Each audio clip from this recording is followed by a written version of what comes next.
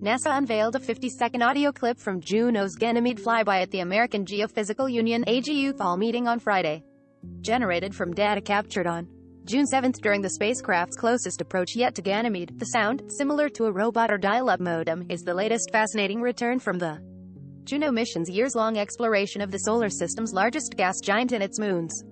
The audio comes from data gathered using Juno's WAVES instrument designed to measure radio and plasma waves detected in Jupiter's magnetosphere, the bubble of charged particles that envelop the gas giant. Ganymede is Jupiter's largest moon and the only moon in the solar system to have a magnetosphere of its own. The emissions data collected from Ganymede was shifted to an audio range to make the recording, according to the agency. This soundtrack is just wild enough to make you feel as if you were riding along as Juno sails past Ganymede for the first time in more than 2 decades. Juno principal investigator Scott Bolden of the Southwest Research Institute in San Antonio said in a press release. Days prior to the audio being retrieved, NASA announced that the Juno spacecraft was going to be within 645 miles of the surface of Ganymede, the closest it has ever been to it. The flyby provided a unique opportunity to study the moon, which hadn't seen a spacecraft approach this closely since NASA's Galileo probe sailed past in 2000.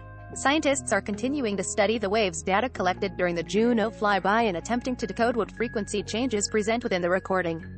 In addition to the audio track, other speakers at AGU provided updates on their latest findings of the Juno mission, including further exploration of Jupiter's magnetosphere. According to new findings gathered from a magnetic anomaly near Jupiter's equator known as the Great Blue Spot, Jupiter has experienced a change in its magnetic field during the last 5 years, and the Great Blue Spot is slowly drifting eastward at approximately 2 inches per second, taking 350 years to make its way around the planet. The more familiar Great Red Spot, a violent anticyclone just south of the equator, drifts the opposite way at a faster pace, circling the planet every 4.5 years. Related, NASA's Juno probe will get close to Jupiter's moon Ganymede on Monday. Recommended by